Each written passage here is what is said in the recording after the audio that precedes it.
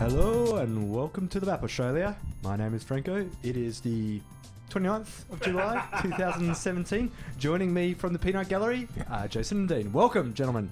Welcome, man. It's G'day. actually the 30th. Is it? Oh, well, Yeah. 30th, 29th, you know. Nice air drum there. Whatever. Too. So, launching right into the douchebag filter, I actually cut off these gentlemen as they were discussing or whinging, depending on who was speaking, about I was discussing. Disruptor. I was whinging. Disrupt Ted.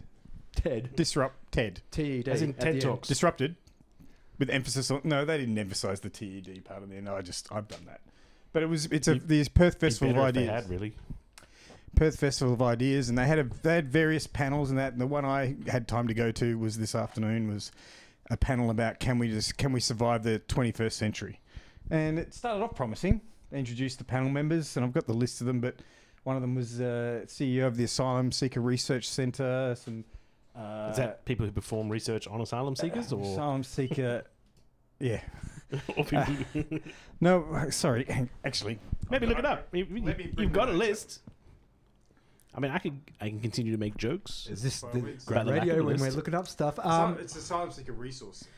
You need a microphone, Jason. Was this a knockoff of TED, or was it official affiliation? I don't know if they were consciously trying to knock off TED in some way with it, but it was part of the Perth Festival of Ideas.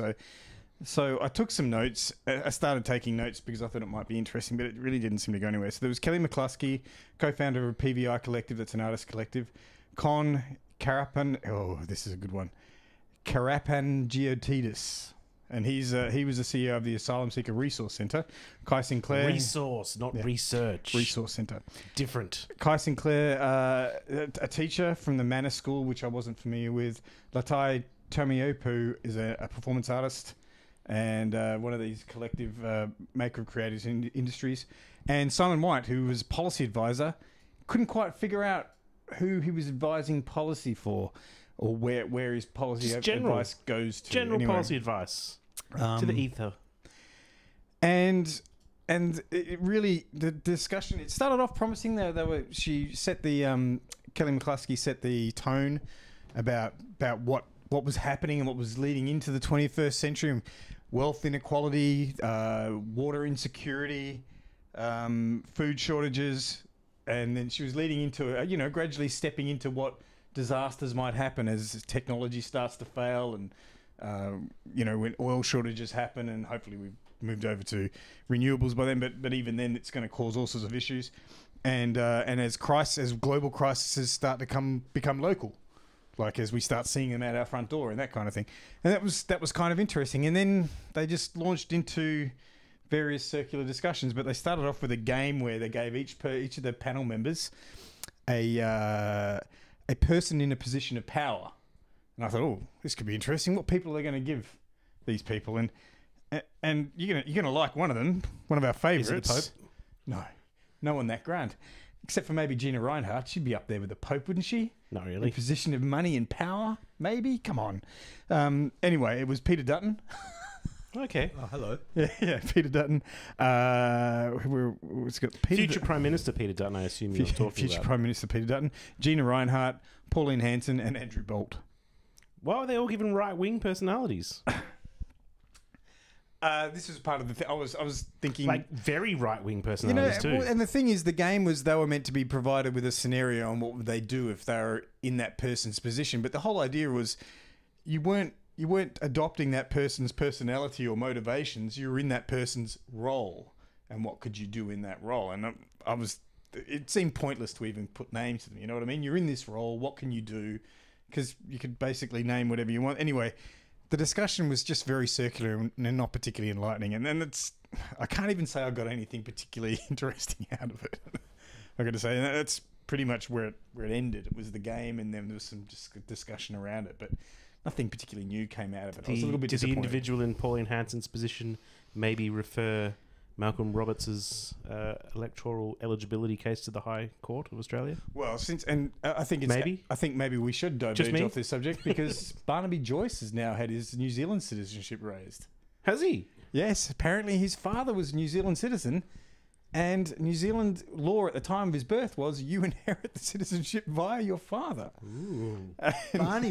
This is And literally just Barnaby come out. Joyce maybe hasn't announced it. I literally read this half an hour before I came here today, and there's been no resolution as yet. Wow. It's a bit funny, though, when you, as a citizen of Australia, the head of state being the Queen of England, have to renounce your citizenship to New Zealand, whose head of state, if I'm not mistaken, He's still the Queen. is the Queen of England. So either way, you're still kind of beholden to the same monarch, just under a slightly different title. It's yeah. The Not that I'm in any way defending Barnaby Joyce. I mean, we had a but good discussion around this last week. But that section 44, I think it is, 44A. To be is precise. just so broad that it is kind of ridiculous, especially in a nation of immigrants like Australia. Yeah, but I think at the time when the Constitution was written in 1901, the idea that, a whole swath of the nation would be holding dual citizenships was not thought of. well, I mean, To they be still would. commonplace. Well, they Yeah, were but- all British citizens at the time.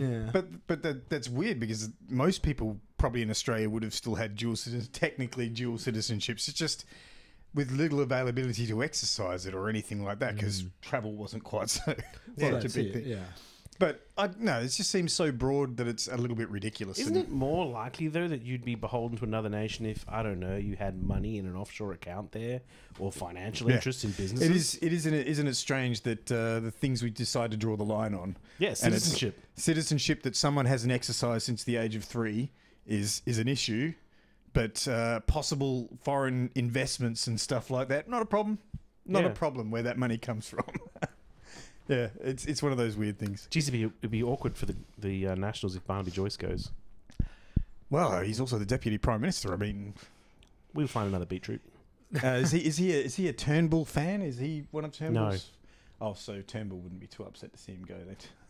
I think he'd probably be upset to see him go just because it would be an MP on their side who's not able to vote in the current House where they have a one MP And he's majority. a lower house. Yeah. Yes. Now, the Harder to replace than the senators. seat would probably still go back to the Nationals, but while that's happening, they would not have a majority in the House. Well, they'd have to find a pair. Usually they would discuss. No. I think. No. I wouldn't do it. Well, No, I'm saying if I was the Labour Party, I'd be like, I know, sorry. I totally get you, but I think there's I know the Greens when the initial discussion came up with Scott Ludlam, they said everyone seemed fairly understanding that a pairing would be discovered for this kind of situation. But you're right, a pairing with the Greens might be. I don't know. It depends on how Well, bloody. and also you got to remember, Malcolm Turnbull very publicly mocked the Greens for their lack of professionalism around that area. So now, if he was to come to the table and go, look, Barnaby Joyce is a New Zealand citizen, could we maybe get a pairing? I would imagine if I was Bill Shorten, or in his position, though not Bill Shorten, I would say, geez, Malcolm, that's really unprofessional that you would allow something like this to happen. I don't know if we can help you out. Yeah. I mean, you guys had all the opportunity in the world to deal with this, Yeah. and yet you did not. Well, there's another coalition MP citizenship under question is Malcolm- Canavan. Oh, Canavan, yeah, and that's quite obvious. He's not an MP. Oh, is he he's a senator, is he? Yeah. He's a senator as well. Yeah, There is, however, an MP who is a lady of Greek heritage whose name completely eludes me right now. and That may also be in Right. caught up in this. yeah, I mean, it's The just whole not- thing is ridiculous, though. It is. It is. I sort of appreciate the stand that Scott and Larissa Waters have taken. Scott Ludlam, I should say. and Larissa Waters. Isn't it nice that two people set the tone like that? By no, that's it. We're wrong. We're out. Yep. And now No- all these no other fuss. people who you know would love to argue the point when it comes to them are going like, "Ooh, god damn this moral low ground." Yeah. Well, in for Senator Malcolm Roberts' defence, he did prosecute his case in the Court of Public Appeal on Opinion. Paul Murray's show on Sky News. Did he really? Where they went through his documentation, shuffled around, but didn't show any of the documentation. The interesting thing about That Malcolm was Roberts' audible case, document. however, is that all you have to do by the High Court's interpretation of our Constitution is to have made every reasonable effort to renounce your citizenship. He had made the reasonable effort to renounce it. It just hadn't been finalised until 6 months after he was Does elected. it say that in the Constitution? No, it doesn't say the Constitution. That's the High Court's Oh, interpretation. the High Court's interpretation. Oh, yeah. So he did make, although he did not fill out the correct forms before he was elected, but he did try. For the British citizenship, not the The Indian British citizenship. Yeah, if he's an Indian citizen, he's in all kinds of trouble. But as far as his British citizenship goes, I don't have a lot of sympathy with the guy because I don't agree with him politically at all. But he did kind of try. Yeah. There was that other little bit of news about Barnaby Joyce that came out during the week where he was saying something in defence of someone else, and he said that he'd never been to England, and then someone produced documentary evidence that he'd been there 3 months prior in some kind of work. He actually released a statement moments after making that statement of having never been to England. He made a statement almost immediately after going, I have been to England. I was in error when I said that. And then people brought out the evidence. He's like, I already said I already said that was just me. My bad. Heat of the moment. Like, I don't know what I'm talking about. Yeah, I've been to England. My bad. I had a bit of a seniors moment. Now, we've sort of skipped a few segments of the show. I mean, one show that we segment we said was going to be a feature of the show. Yeah, of course. I can't be bothered bringing out the Is that Game of Thrones or just musical? Did you guys watch booty? Game of Thrones together last week? Oh, are you behind? No, I watched it. Okay, I've yes, caught we up have. with it. So, it's fine. spoiler alert, we're about watched to it. launch into Extreme spoiler alert. episode 2 of the new season. Season 7, is it? Yeah. Season 7, episode 2. So if you haven't seen it, come back in 2 minutes. Or maybe 5, 10. So on last week's episode, we covered, I think there was 8 story points. A lot of snorry points, I think you mean. You thought it was a snorry episode? Well, we started off at Dragonstone. You get 7 episodes for the season, right? You get 7 episodes. Episode 1, not an awful lot happens. Episode 2, most people are just moving around, getting themselves in the position they need to be in. I don't know. It had a bit of a climactic event. It was fucking shit, the climactic event. A fleet in the middle of the ocean using flaming weapons. Okay, do we want to snuck up on another fleet, Jason. Shall we step to through where it? the Because Dornish princesses were being held, presumably the center of the other fucking fleet. They snuck all the way through the fleet to the center of the fleet with flaming weapons on a pitch dark night and then attacked. I wish I'd said something about this sooner. I remember being a geek and understanding the map and the geography of Well, you did mention it in our first show. yeah, I was saying these guys they're basically parked next to each other, and I was thinking, how the hell are they just gonna ignore that? Because they do. Apparently so. Apparently Game of Thrones does play pretty fast and loose with geography and That's time because they're spans playing and fast stuff. and loose with the story points. Yeah, And and they've I merged went, characters. technically speaking, these people would have to go right past each other to go almost anywhere. Well, the And other point I'm is making hand motions, which is Yara, who's managed to climb, through a misogynist society to the top of leading a whole naval fleet, would have had to have surely had some significant naval experience. Got caught literally with her pants down. yeah, well, someone else's pants down. Once again, presumably her ship, while carrying valuable foreign dignitaries, would have been at the center of the fleet. She would have just assumed that everyone around her, the 1,000 or so other ships allegedly, would be doing the guard duty. Yeah. It seems a reasonable assumption. I wonder if it comes through that she got betrayed to some extent. I mean, how? I'm even surprised people went with her in the first place. Yeah, that number. Yeah. That number that went, like, she took basically the entire. Yeah, the Iron Fleet went. And I was a little bit surprised at that as So well. presumably the best sailors of the Iron Islands went with Yara because they went with the ships. Yeah. And yet somehow a man with from an islands with no trees and therefore probably limited male resources. And they made an even more badass fleet. I mean, those ships look even. Well, that was his personal ship, though. Oh, was it? Okay. Which But they all presumably stuck around. They've shown you wider have. shots, They and they have, all yeah. look very, very similar. I understand. That's what they do with CGI, where they just replicate an asset. I understand, but that's so they're implying that they all had these badass kind of ships. Yeah. So anyway, so what happened? I can't remember. So we started off with Dragonstone, where Daenerys, in all her bad acting, questioned Varys' loyalty, where he sort of walked all over her in terms of acting ability. Yeah. So you're so shit. Yeah. And it came out of nowhere. There was no context for it to all of a sudden go, I don't like you, Varys. I don't believe do you your know allegiance do you know where to it me." came out of? He's not supposed to be on Team Daenerys. Isn't he? He was conspiring with Iliaro Mopatis of Pentos at the start of the show to put Rhaegar's son, Aegon Targaryen, on the throne. It is kind of amusing that she left it till this point Yes. to bring this all up, because he's been hanging around there for a while Yeah. now. He's been hanging around with her, and What bugged me more was when Melisandre shows up randomly, and Daenerys is like, "Nah, she's cool. I've just given Varys all kinds of stick, even though he's been with me for a while and seems loyal. But this woman I've just met." someone she's in. on another podcast pointed this out, that her soft spot is apparently you have to pull the slave card. Hey, I was a slave. I'm an abused underclass, and apparently Daenerys will fold after that. Someone pointed that out. She seems to take a bit of a benevolent view on slaves. I wonder if it's hard for those skilled actors of like Peter Dinklage, I don't know, who played Varys, to sort of have to sort of tiptoe around Daenerys' wooden acting. Emilia Clarke's wooden acting. I don't know. I'm not sure what emotion she was trying to channel. She kept her eyebrows in check this week, though. Normally they're just going all kinds of crazy and dancing around the screen. This week, nothing. It's almost like the director. This is the same director who did that episode where Arya with a gut wound was parkouring through the streets. Same fucking director. It's almost like he was just like, one cut, probably wasn't even looking, just drinking a coffee, flirting with one of the interns. He's like, that's it, you got it. That's great, Amelia. Nailed it. Nailed it. Next scene. Okay, so that was all right. From there, we moved. I thought that was kind of cool. Melisandre sort of laid out the things and said, "Hey, she got the exposition done that says so and so's up there. She's helping set the board efficiently by some of the narrative she brought about what's going on up in the north and stuff. So, and then of course we moved. I think we went to the north. We did a few Old Town scenes where Samuel Tarly is treating Jorah the Explorer's grayscale. Oh yeah. Yep. And so I like those scenes.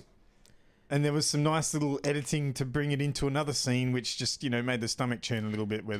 Yeah, that was. I mean, wait, wasn't this week? It was Grey Worm and Miss Ande having sex without a penis, wasn't it? Well, they shied away Last from week it it because was apparently this show doesn't like to show penises or He doesn't lack have of. one. He doesn't have one. Yeah. Yeah, but they don't like to show penises or even the lack of penises. They couldn't afford the Whereas budget for it, man. Boobs and butt. You saw what happened. They You saw what couldn't happened with afford the budget. Well, you saw what happened this week with Nymeria. Direwolf shows up. Arya's like, "Hey, will you be my friend again?" And Nymeria's like, "Nah, sorry, babe, we can't afford it. Eh, gotta go." I wonder if they're going to bring Nymeria back. Actually, No, I don't think they are. Where's Ghost, Jace? Where the fuck is Ghost? Yeah. Where's Ghost been for 2 years? Ghost's budget has been subsumed by dragons. So everyone seemed pretty pleased with the Samwell scenes. They seemed. Yeah. I liked it. It was alright. well done, and it highlighted, particularly at the bit where he's like, "I knew your father." I was like, "That's kind of cool." And then There's it your moved. motivation for doing this task. Yeah. And then it moved up to Arya, who we'd all Yep. assumed knew that her father. Well, she was doing catch up with old friends. Bit of hot pie action. Yeah, but I thought a large bit of hot pie she action. knew that Jon was still alive and Sansa was alive. I thought This was she the- passed basically through that entire area, down past the phrase, and still hadn't figured out that the Winterfell and the That Battle of the Boltons had Bastards had fallen. happened and stuff like that. I thought it was good that it sort of showed that news doesn't travel very quickly in the Middle Ages during winter. As opposed to people's ability to travel very quickly. Like, it was interesting. I liked it. And I guess they needed something to turn Arya back around and head her north or something. I'm Yeah. not sure. Because at this point, who knows what Arya's ultimate plot goal is going to be. Well, Cersei's got plot armor on, so Yeah, That's not gonna and work. in Yara doesn't.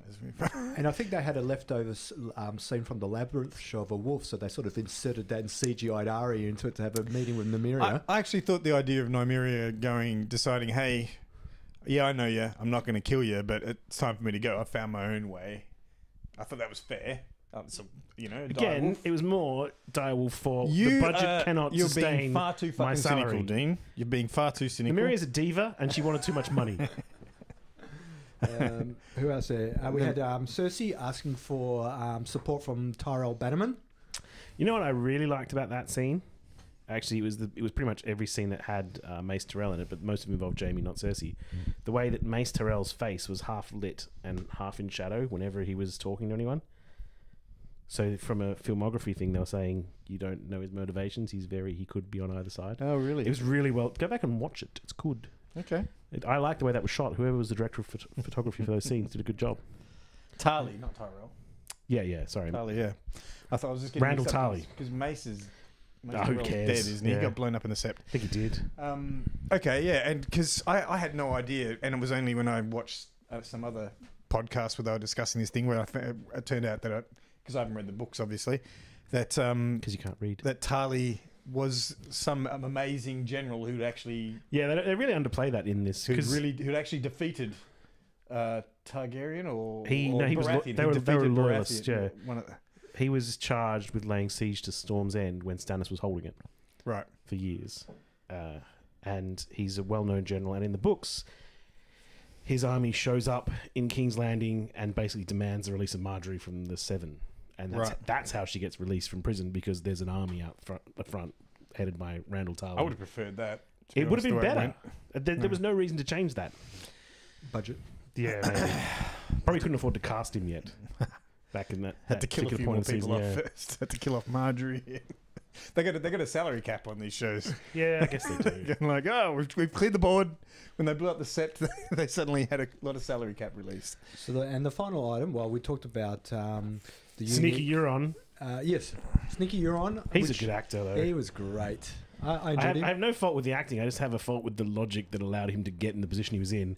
And then the bit where the gangplank comes down and he charges on alone with a big axe against like 20 people and miraculously just doesn't get taken out. One man. Plot armor. With a heavy axe that once he's swung in one direction, he's not going back the other way anytime soon. It seemed odd. I also felt the sand snakes got taken out quite cheaply, considering how skilled I'm glad. they They're shit. They didn't develop that storyline at all. They fucked that storyline royally. Yeah. Alexander Siddig, who they had playing Doran Martell, is a fantastic actor. Julian Bashir from Deep Space Nine. Everyone's favourite television show. Everyone on the planet knows how good that show is. Amen to that. And they just wasted him. Totally. They kept the least interesting characters they could. You know what the worst part was? The Sand Snake who got away was the bad pussy one. That fucking what's his name? Bronn, who we haven't seen all season. Where did he go? Where did he go? I don't know. Can't afford. They're Can't gonna afford have, to pay him. no, Probably. they have to bring him back. No, he's surely. been in the trailers. He's back. a favourite. He will be back. He's a favourite. But they kept his one alive. Okay, so I take it that's because then I saw the promotional material where it showed Euron smiling as he's on a horse going into King's Landing, and it looked like he was trailing like a chain or something. So he's obviously bringing some prisoners in. Yeah. I'm guessing that what's the name from Valeria Dawn? Martell. Yes, I'm guessing she'd be a gift enough for Cersei since. Yeah, I don't think she cares about the Alaria and Greyjoy. Tyne Sand are the ones that were Yeah. prisoners. I think that'd be the gift that she was looking for. So we can expect Yeah, a the full-on. woman that killed Marcella would probably do it. We can expect a full-on alliance between And a bit of gore. Greyjoy and. I think we're supposed to get a wedding this season between Cersei and Euron. Is there a wedding? Not to There's spoil almost every things. season, isn't Yeah, there? There's okay. It doesn't What make... colour is this It wedding going stopped to be? making sense at this point anyway. What colour is this wedding going to be? I think about- black. What about Theon? Poor Theon.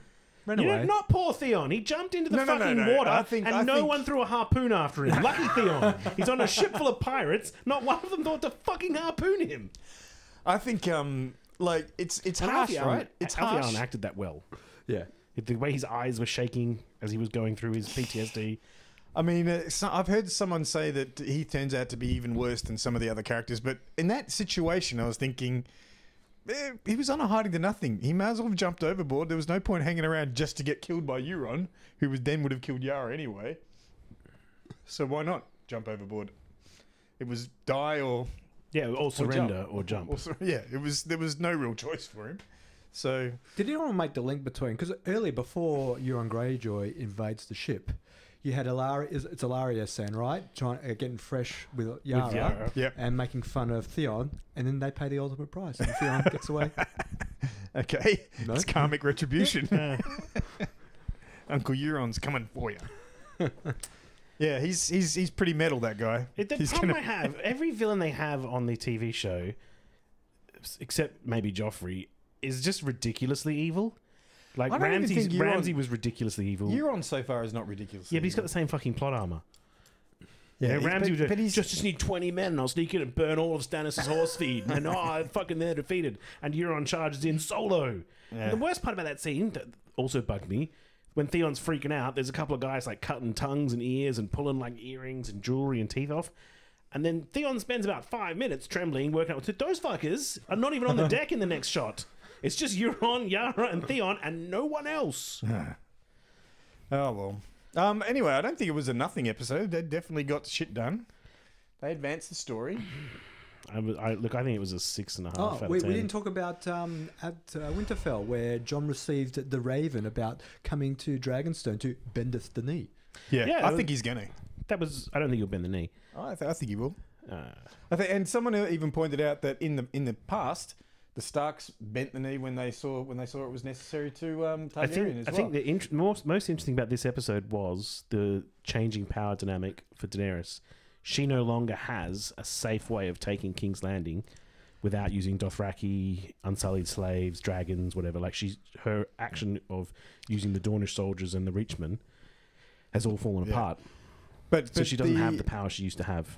That's true. And how that affects it, because they've clearly talked about it. Even on the other side, they talked about, hey, she's going to use the Dothraki, and they're going to use that as a political point.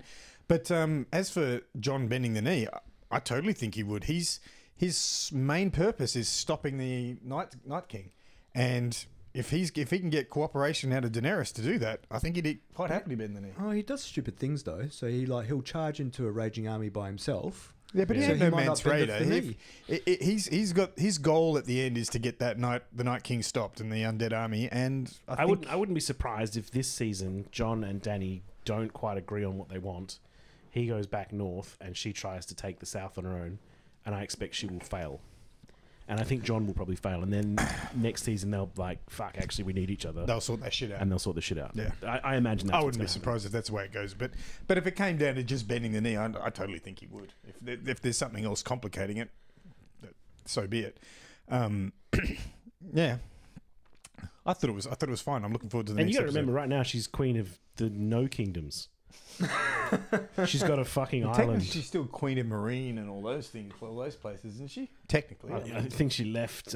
What's his face in charge? The second sons or whatever they were. Yeah, Dario Naharis. He wasn't happy about it, so no, we couldn't afford him in the budget though, so I had to go.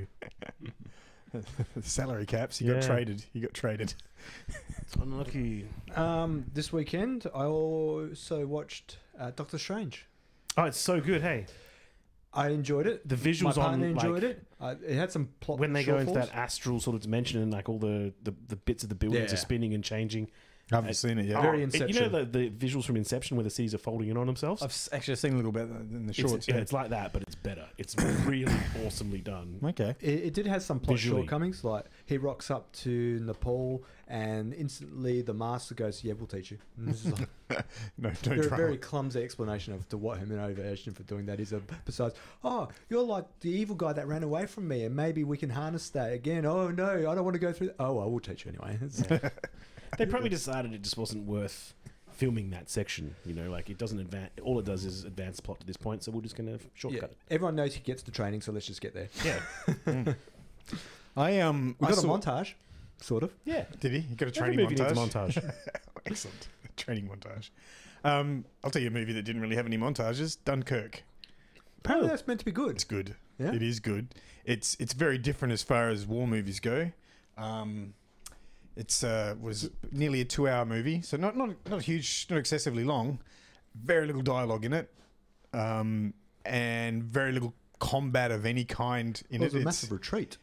It's a massive retreat. You don't even see the Germans except for till the second last frame of the movie. You see your first German. Is it like the Star Wars movie where like a German shows up and he doesn't even get a line? No Germans get a line in this. Okay, no fair Germans enough. get a line. He tells the tale in a really interesting way. I got to say, I like the way he did it. He plays around with time frames and stuff, so it tells a story in 3 kind of segments. Like and they point that out at the beginning of the movie. Pulp Fiction style. I don't know what you mean exactly by Pulp Fiction. Oh, you're right. The way they played around with time frames and how things were working as well. Exactly. Like, and the time frames merge at the end, but they're quite disjointed up. So you got land, essentially the mole, which is where the ships are pulling up to pull people off, sea, and the air. So you got, and one of the mole is a week-long story arc. The ocean is where some of the civilian ships are coming over, and that's a 1-day-long story arc. And then you got the air battle, which is a 1-hour-long story arc, and it works really well. You see because you don't quite ping into it straight away as to what's happening, but you eventually clue in that they're telling it at various. You're seeing different characters at various times in their story arc as well. Okay. And Cillian Murphy, you see him first of all as a shell-shocked individual that's completely fucked in the head, and then later on you actually see him before he got torpedoed in a boat kind of thing, and he's quite reasonable and rational, and you go, oh, that's the clear, that's the officer we thought. But then the air battle scenes are fantastic. Like they genuinely had real Spitfires and Messerschmitts, I think, and the way they mounted cameras on the wings, that was all very practical effects. They didn't use, I don't think he used much CGI at all in the whole movie. Good. I'm still not a fan of CGI in movies. All very much practical effects to the extent that they couldn't get an actual British destroyer, so they used an old French one and dressed it up and stuff like that, and used it. Yeah, it's on my list of movies to go see. Yeah, I've heard really it's good definitely worth things seeing. about it. And just like depressing. I mean, these poor guys are on the beach, and there's not much hope. You don't see them ever having much hope. Some of them get off the beach only to get torpedoed, and they end up coming back. It's like, oh fuck. Yeah, but it's a good movie. It's well and truly worth seeing. I completed my binge watching of season 7 of The Walking Dead. I enjoyed it. Yeah, it Really always good. comes good. It You know came what? good. And the ending, as opposed to season 6, which I really deplored the ending, I just felt the whole premise of the shit and just stupidity on all parts, given they've been there for 6 years in Zombieland. They know people are evil. Why do they keep falling for the same shit? But here, and spoiler alert, it was obvious that the scavengers were going to betray Rick. Very obvious. Yeah, you could see that a mile There's away. no surprises in the final years, but it comes good. But there was no surprises. I'm glad you've seen this now, right? Because those scavengers, their entire speech patterns are fucked up. Yeah. It's only like about, I think someone worked it out. It's only about 2 years since the fall. Yeah. And their speech patterns are just completely regressed to something. I don't know what. I don't. Yeah, there's Mad no. Max There's no speak. real. Yeah. There's no explanation for it. It's like the kind of speech pattern you might expect after generational change or something like that. It's kind of weird. But there's this group that they made it quite fucking clear that they'll go to the highest bidder. Exactly. Right when Rick was making a deal with them. Sure enough, they looked out and they found that Negan was going to be the highest bidder. So The other annoying fact is you've got quite a few crack shots. You'd think that you'd go, all right, I'm going to put a crack shot away. I'm not going to tell the everyone who scavengers where they survived are. is basically able to do a headshot. Yeah, at but any given wouldn't you moment. think you'd put one of them away? You wouldn't tell the scavengers where they were, so they'd be in their own little hidey hole, ready to take out Negan. No, they didn't do that. So they got all their weapons taken off them instantly because they were all paired up. Yeah. Even It's though fucking weird. Rick has won all these amazing battles But throughout the timelines. It was kind of cool to see the tiger come through and It was. take one out. What was lacked a little bit of believability was all that machine gun fire, and yet people weren't getting shot. Yeah. Well, as I said, everyone who survived the Walking Dead apocalypse now is a fucking crack shot almost by definition. Almost by Machine gun definition. fire missing people is very classic Hollywood though as well. Yeah, of course. Storms of bullets and then the heroes But never get but this shot. is why, I mean, all we've done is seen headshot after headshot for 7 seasons. And then they get into a pitch battle with humans and suddenly they can't fucking hit anyone. Yeah. I did actually enjoy the season in the end. Didn't enjoy the first episode, but yeah, I enjoyed the And I sort of like the little ending with... I'm still not coming back. You're not going to convince me, Frank. Yeah, they always do enough to bring me back. They Yeah, grind I'll you be down coming through. back. They grind you down through the season, and then they give you enough at the end to go, oh, okay, I'll fucking come. Yeah, back. I enjoyed the Morgan storyline. When she, what's her name, came out of the coffin that they had her in. Oh yes, Sasha. That was nicely done. Yes. I thought that was pretty good. Spoiler alert. Yeah. That's they had this interesting story arc where, you know, you don't really understand where she is at the beginning, and she's it's one of the main characters, and she's listening to music, and she's having what can only be a flashback or a dream sequence, and it turns out they were locking her in this thing, and they were going to bring her out and use her as a bargaining chip to try and get Rick to come back on side. She knew what they were going to do. She poisoned herself before she went in there.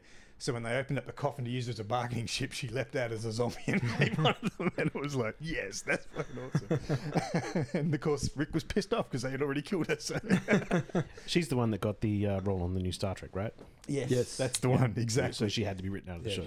She had a time limit. And it was well done. That was what I didn't find that was a cheap termination of a character. It worked. I thought really it was well done. Yeah.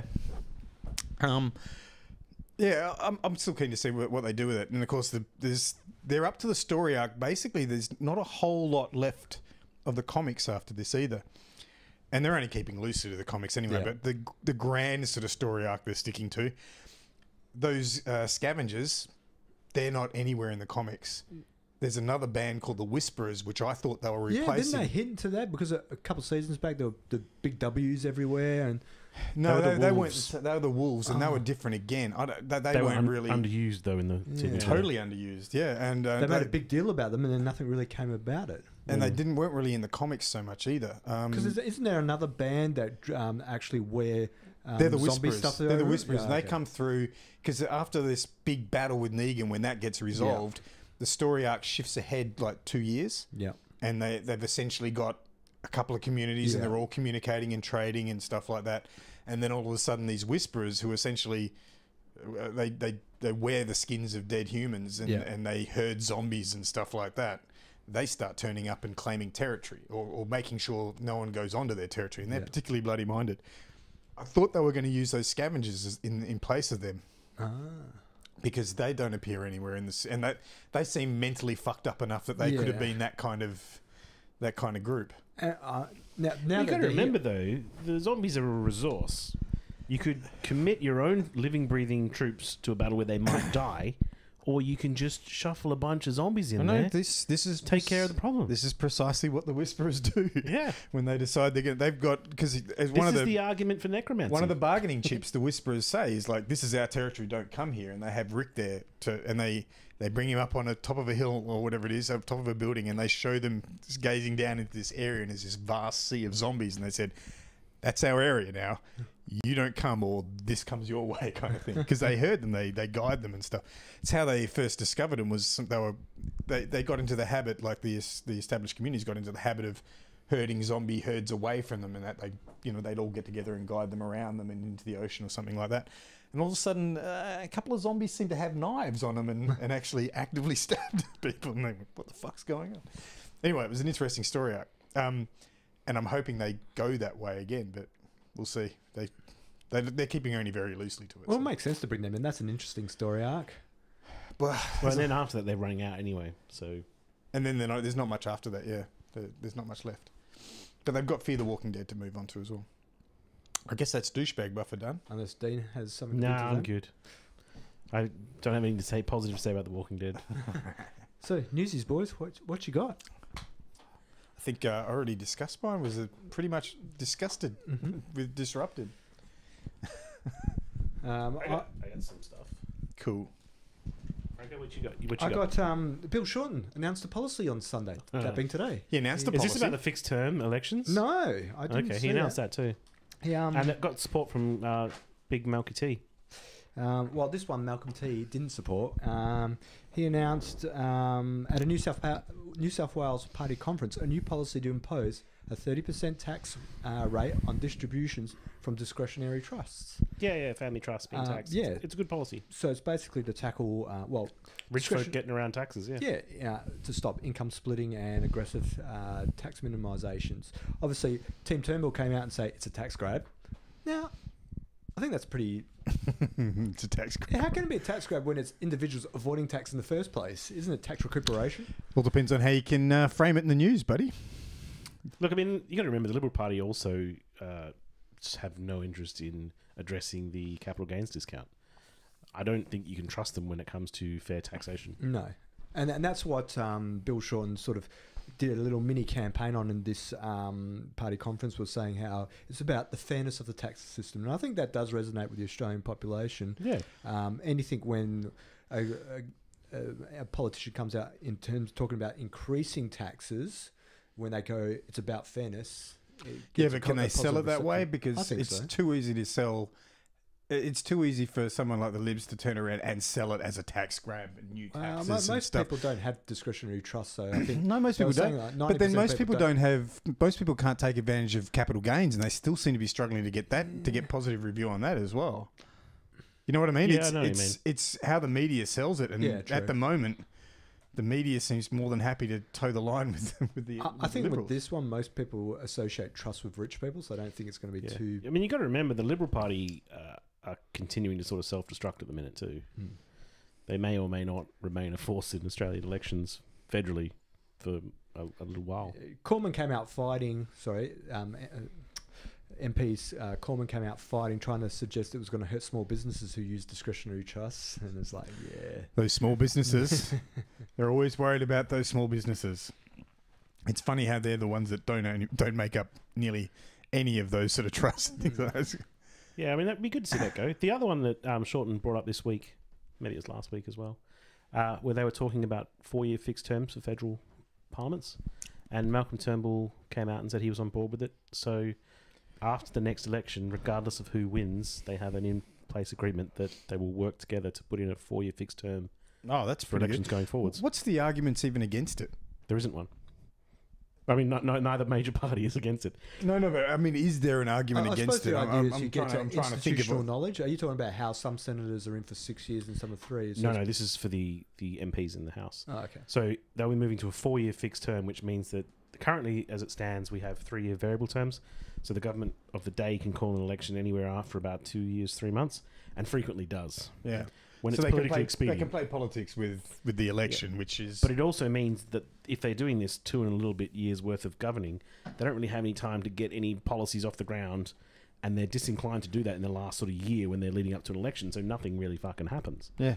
So it'll be interesting to see if that goes forwards. I'm totally for it as Yeah. well. I'm just wondering why it's taken so long to get to this point, which kind of implied that maybe there was some argument against it. I think because both parties are nervous about giving the other guy giving the opposition 4 years in power the first time. But this has been in place since Federation, right?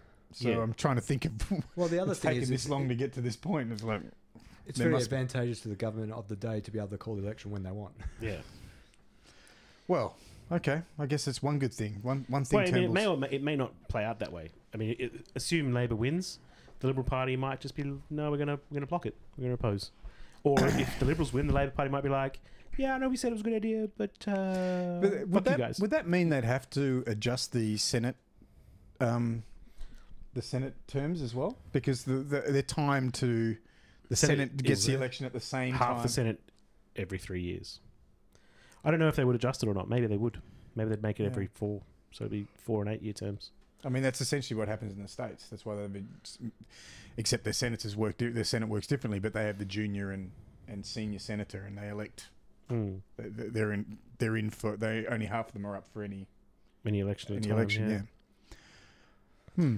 yeah. Oh, wow! Some agreement on one term. Yeah, a loose agreement for the time being.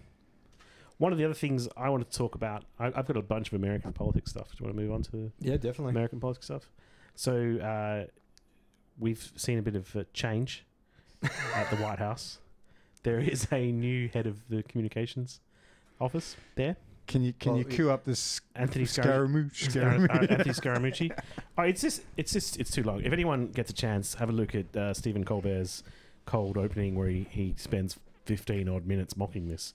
But in any event, Sean Spicer is out. He has resigned. On principle, he doesn't like Scaramucci. Yeah. And he has been replaced by Anthony Scaramucci.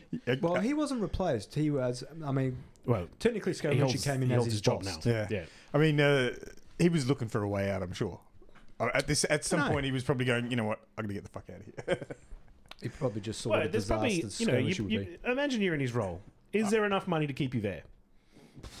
Probably not. Eventually you'll be like, it's not worth the cash. At some point, it's not worth I've it. got enough. And could you imagine the thought? Sean Spicer must have been every press conference. He's like, "Oh, I've got to go out there." Yeah. Well, think of how much Saturday Night Live was sweating it out. They just lost a gem of a character to portray, and then they're, we got Joe Pesci in. Yeah. We got a ratings boost here. So everyone was a bit worried that the comedy material that comes from the director of communications would be gone with the loss of Spicy. But Anthony Scaramucci's come in, who is a very plain-speaking individual, calls it how he sees it. You know what? He might be hard to satirise, though. He might actually be. I just made you sit and watch 15 minutes of Stephen Colbert. Yeah, but he wasn't satirising. He's a satirisation he was of himself. quoting. Yeah. He wasn't satirising. He was true. quoting. So Maybe you Scaramucci's... have to do a reverse tutorial where you actually get a well-spoken, articulate gentleman of Italian descent to come out, and that is the satire of him. Yeah, he does come across as a bit of a front-stabbing gangster. And also the other thing I love is another internet video where it shows Donald Trump and his hand gestures and mannerisms, and then Scaramucci with basically the same gestures and mannerisms, like he's mirroring them, yeah. Trump. It's very interesting. It's like he's mini-me, almost.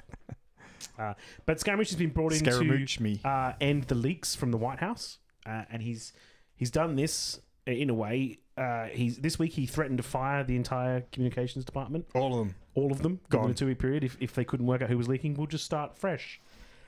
He also... Scorched earth policy. What's the next best one? He describes Steve Bannon as trying to use the president to further his own agenda and he med reference to Learning how banning- to suck himself. Yeah, learning how to suck his own cock. That literally is what he said. That's literally what he said. I described- toned it down for the audience.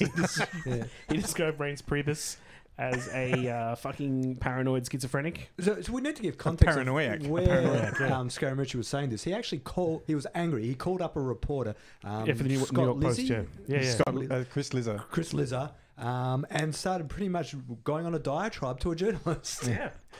Expecting some sort of Off the Well, record. As Off one the record Italian without to asking. another.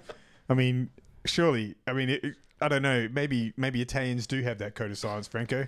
Maybe. So, I think I was listening to one show where they were wondering if he had that moment of going when he realised he was being a leaker himself in Yeah. that phone call. Was there a moment of clarity? I'm sure there would have been. I don't think he cares, though. He very much wanted to set this agenda of Priebus, I'm coming for you, and your days are numbered. Because he then went and tweeted about it. Because immediately following that interview, he pretty much tweeted that Priebus would be gone by the end of the week. He said to Chris Lizzer, I've got to go now so that I can go and tweet this shit out, basically. And then went and tweeted it out. It's obviously from the school and of lo- Trump communication. yeah, Well, I mean, it's the front stab. It's the Twitter front stab. The Twitter He front was doing stab. the Twitter front stab. And lo and behold, Priebus resigned. And he has been replaced by General Kelly, is it? General Kelly? It's a general of some sort. Yeah, General Kelly. I can't remember his history. He has been around Head before. of Homeland Yeah. Security, wasn't he? Yes. Prior to this? Oh. I'm trying to remember his actual name. James Kelly. It's all about getting the I've generals. got it written down. Yeah, Trump loved him. Trump loved him. I don't know if it's going to make a difference, but it's been pretty chaotic in the White House. The other thing I want to talk about, sort of following on from this, is that that Donald's been lurching from seemingly disaster to disaster, and now he's appointing what appears to be a mafia hitman front stabber. A parody of a Oh, mafia actually, hitman. actually, Matt Taibbi was talking regarding this, and they were putting the over under on what with Alex Perrine on their podcast, the over and under on how long Scaramucci lasts in the role. And Perrine said 6 months. Taibbi was saying November, and then they were going through and they're trying to say, but who's going to come afterwards? They're running out of people, surely. And as it stands, I think Priebus is one of the shortest serving chiefs of staff Oh wow! in American political history. They were rattling off names, and they literally were starting to run out, and they go, but no one's going to last the entire rest of the administration. It's like, No. And especially when you consider that Mueller's on the case still. Mm-hmm. So Yet to be fired. Donald's woes continue. His biggest woe being Mueller at the moment, the man currently investigating him after what's his face? The Attorney General James recused Comey? himself. Yeah, after It's Jeff Sessions. after Jeff Sessions, recused himself. can I just get quotes? Recused himself. Yeah, I think it was the right move. He couldn't. He wasn't didn't impartial. actually. Well, yeah, but he totally stuck his nose in whenever he could. He didn't really. Yeah, He wasn't And- entirely And recused. he's been offered the opportunities to resign over this, and he's turned Trump He's down. too busy punishing marijuana abusers. Yeah, what are you gonna And the do? poor. Fucking hardcore marijuana abusers. They just Repressing need to voting be done. rights. But Exactly. Yeah. one of the more interesting developments this week was when Senator Lindsey Graham spoke of his concerns about Trump trying to get rid of Mueller, and Graham's going to bring forward some legislation to attempt to protect Mueller from being dismissed without judicial oversight. And he was saying to the media that he expects that pretty much every Democrat will support it, and he knows a personal number of Republicans that will also support this, hopefully preventing Trump from removing this man. I think the one thing they were saying they were going to do, one tactic that they thought might be likely, was they will refuse to approve any replacement, which means it would go to the second in charge, who has already said he will investigate harshly. And it's like, you stick with this, so you stick with Mueller, or you're going to get him because we're not going to approve anyone else. Yeah. Which So- I suppose is another good tactic as well. It's a very Trump-like tactic as well. I got some more to talk about when we talk about the Affordable Care Act in a minute as well, where Trump is threatening not to pay the bills to try and kill it that way. Lindsey Graham, who's a relatively moderate-ish Republican, who voted against the Affordable Care Act. Relatively moderate-ish. In his moderation. And his moderation went with the party line to try and rob people of the health insurance. In any event, We're all gonna die. this is one thing that might go well for Trump now is because they've changed the chief of staff and he's brought in a military general. If anyone's can maybe MacArthur. bring in... I couldn't get MacArthur, so I got Kelly. But if anyone can bring in a sense of order and discipline, it's probably a military man. I don't know if it'll stop the leaks. I don't know. Flynn if, was a military man and he was anything but disciplined. What they really need, though, is they really need someone to just convince Donald Trump not to post the tweet. You're right. If he's going to listen to someone, you're right. So they need someone who's a strong enough man to tell the president, that's a fucking terrible idea. Don't write that. They need Clippy, the office assistant, to pop up and go, it looks like you're writing a self-damaging tweet. I fire generals. Tell me not to tweet. Yeah, he might. But I mean, this is his last chance. Like if General James Kelly can actually bring some discipline... If they have not been able to remove that phone from his hand yet, it's not going to happen. But it's I mean, not going to happen.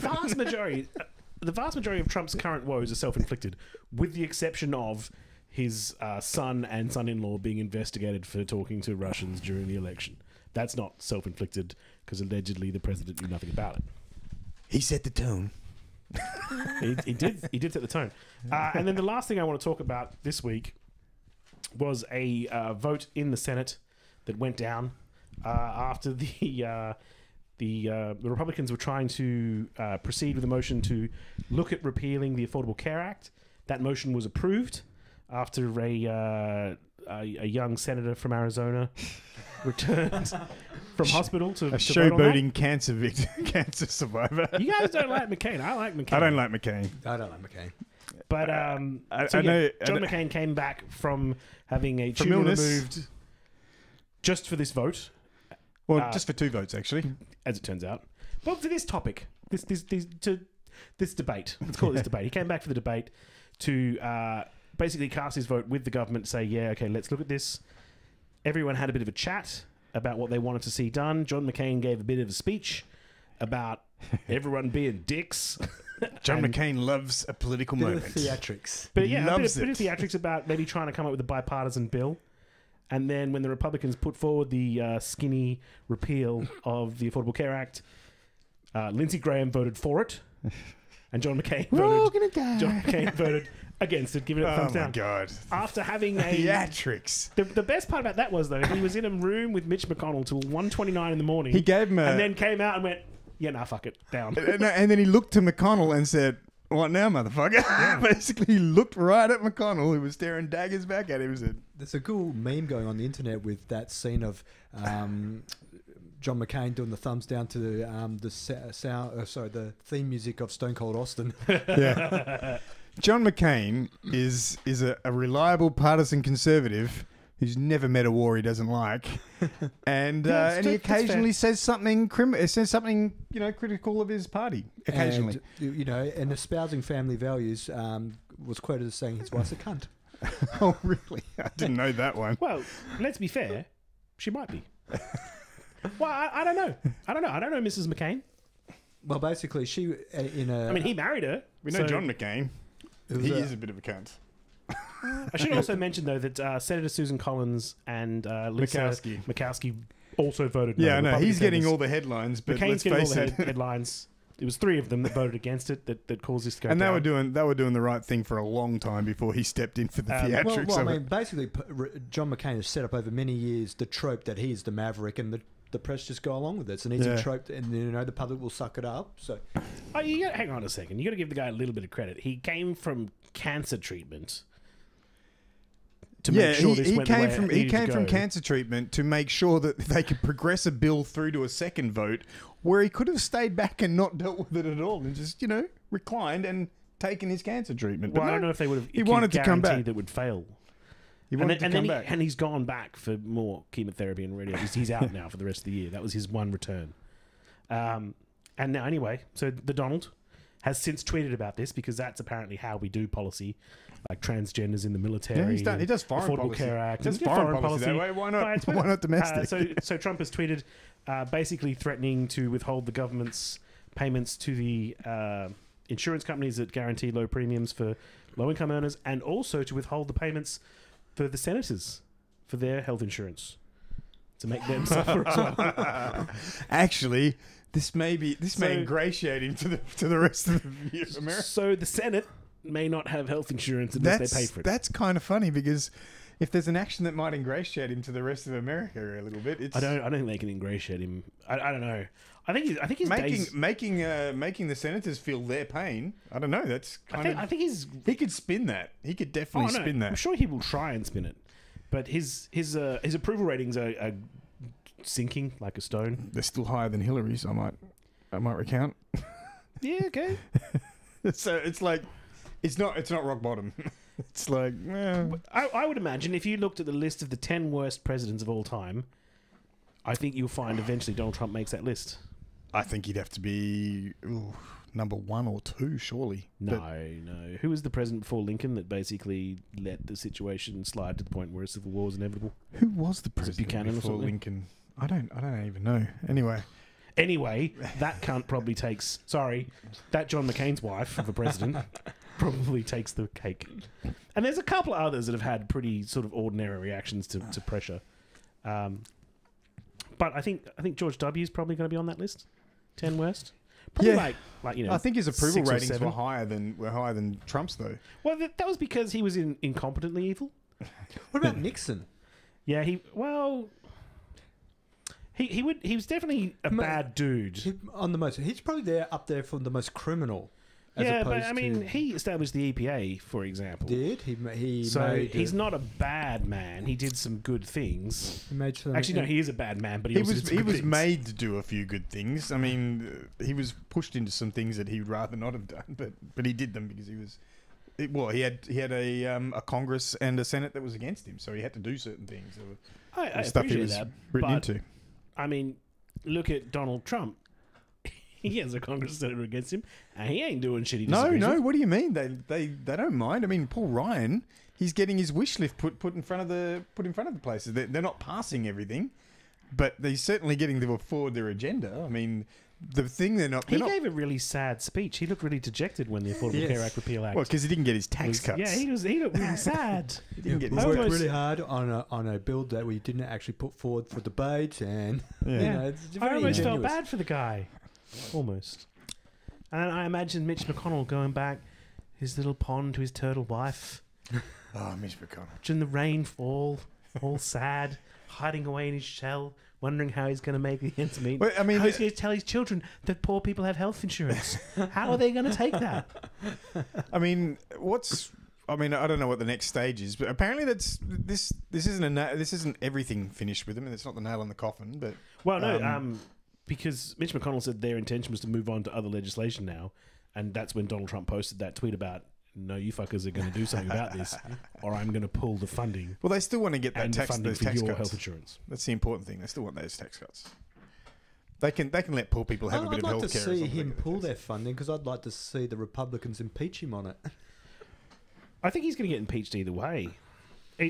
Short of General James Kelly being able to pull the president in line, I think he's dangerously close to obstructing justice if he actually gets rid of Robert Mueller. It's not in the Republicans' interest to impeach him on that. No, but you don't need all of the Republicans. You just need enough. You just need one maverick. Well, I think you could look at the group of 14 that worked with the Obama administration to break the deadlock and get any number of those. The maverick, John McCain, is amongst that number, but so is Senator Lindsey Graham. You can't tell what the Maverick's going to do because the Maverick also said when they thought Hillary Clinton was going to be president, they weren't even going to debate what Supreme Court justices they were going to let in. So it was like you don't know what the Maverick's going to decide to want. He's not really it depends on whether he's going to get theatrics out of it. The form of brain cancer he has is highly aggressive, and they reckon most people have 6 to 9 months left to live. I don't think you'll see much more of the Maverick in the political arena. Bye Maverick. This was his sort of last hurrah, swan song of the Maverick. Which and there's something that comes with. He already knew he wasn't going to stand for election again. He was already going to retire after this. But when you get to literally staring death in the face and you know that, hey, I could do the right thing here or I could be an ass. That is the question, though. Did he do it purely for theatrics and for his legacy, or was he doing it for doing the right thing? I don't know. I don't think his legacy is a great one. Well, but the thing is, this will be what he gets remembered for. You know what I He's mean? to be remembered for Sarah Palin. Yeah, true. Hands down. I Hands don't down. know. I don't know. A lot of people Another have to grand example of doing the right thing. a Getting lot of Sarah people Palin have to on keep board. getting reminded that Sarah Palin was brought to us by John McCain. I actually think that was the Republican Party. Because if pushing her on you him. look at the mainstream media over there, they are in a love affair with John McCain. They love that guy because of these theatrics that come up. Because he gives them these moments. I mean, you like him for other reasons. I can respect him for a man that understands a political I moment. like him because he's at least a little bit pragmatic, unlike a lot of the Republican senators. Yeah, as I said, he understands a political moment when he can go, hey, I can really work. Not just that, but like actually working with the Obama administration on a number of issues. He was one of the few Republican senators who was willing to at least talk to people. He worked with them once or Wasn't willing twice, to but work then with them about the Supreme Court pick. yeah, the Supreme Court pick, and then the following, like the article you quoted to us, I went, yeah, fine. He worked with them on that issue, and then there were 3 more years of Republican intransigence, and he was part of that. It's every now and then he picks a point, he picks a moment, like McCain-Feingold and stuff like that. He picks a moment, but even McCain-Feingold, that was an incredibly weak legislation that he rolled in, and they've since gutted it, and he hasn't even shown any kind of concern for it at all. So it's he's off being a maverick, he's Jason. he's a good politician in many ways, but I don't think he's much better than that. I know, and like I said, I know you guys dislike the guy, but I at least. And in a world where the Republican Party reminds me a lot of Tony Abbott and their insistence that we're in opposition, so it's our job to oppose. He's your David Leinholm. Maybe, but at least he's a politician that actually goes, you know what, our job isn't just to oppose. Our job is to get through legislation that we can support. And maybe he didn't agree with some of the other stuff, so he didn't do it. But on the issues where he did agree, he was at least willing to work with the government and not just oppose it outright. And again, in this instance, and probably because he's experiencing the health once again, system, his legacy is far more complicated than that. This is the guy that was against torture because he suffered torture. He's been tortured, and then did his utmost to avoid actually getting any legislation passed to make sure America couldn't torture. So he's a really complicated individual. Some might say hypocrite, though. I'm just some throwing might that say word that. out there. Some might say that. It's difficult to say. Anyway, but as I said, I can respect the guy because as a politician, he knows when to pick a moment, and he I think it's something we can all agree on. He loves to showboat. Yeah, the whole. Yeah. He had It was his very hand up. gladiator for me. He had his hand up for a while. He's going, everyone looking. The You know the other interesting thing? Did you see Chuck Schumer in the back of that scene when everyone was clapping McCain? He was on calling him to stop clapping. I don't know. For some reason, the Democrats do not want to rub salt into wounds of Republicans. It was weird. It was weird. Maybe he just didn't want to be seen to be applauding the hypocrite John McCain. Well, take a win where you get it, Democrats. Yeah, I understand. Yeah. They wanted to clap. Schumer was quite visibly waving them down, stopping him from doing that. I thought that was quite weird. Well, you see, this is probably another example, though. You get a lot of people on the left who aren't aware of the optics necessarily. And that's it's not necessarily good optics when you're like, don't applaud John McCain, don't applaud John McCain. You might be thinking that, and you might be wishing they're not doing it, but at the moment, you're in a victory. Just enjoy your victory and be seen to be, applauding a hero of the people. just go with the politics. Just, yep, thanks, John. Well done. Yeah. I don't know. I just feel like that would have been the better optics on that. But about the torture issue, though, I think it's an interesting position that America as a whole was in post 9/11, and it would have been very unpopular to be the guy going, no, we're not going to torture people. This was post. This wasn't just post 9/11. This was after. This is while Obama was in office. I'm aware. When they were trying to pass legislation and this is the guy who gave a speech about a very anti-torture speech, and then proceeded to deny them any opportunity to do anything about it. Yeah, because he's also famously shot privately singing "Bomb Iran." Yeah. He's an interesting fellow who likes to bomb He's Iran. a war hawk. He's a war hawk. Yeah. Yeah. Anyway, soon not long for this world. Possibly not long for this world. But I'm kind of proud of what he did that last moment there. I'll take a win where I can get one. Well, on behalf of the American people. Sure.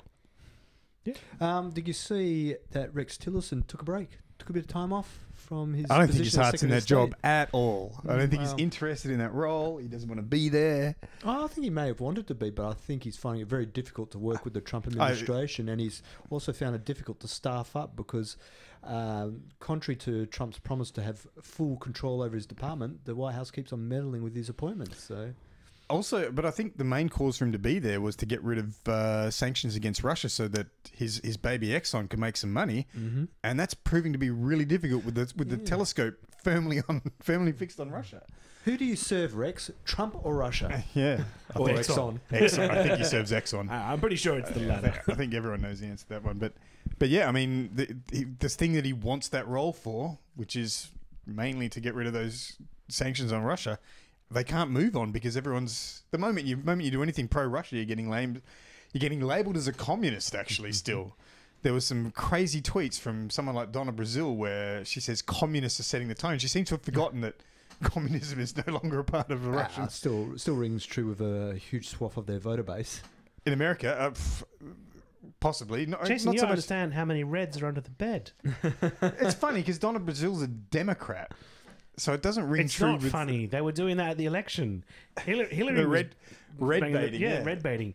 It's sort of it's distasteful, you know. Like It's not just distasteful. It shows that they're quite stupid, actually. yeah. No, look, that's a nice way. In of Donna looking at it. Brazil's case, I happen to think she still thinks they're communists. That's probably the reason why she said it. Whereas others in the Hillary camp might have said it cynically.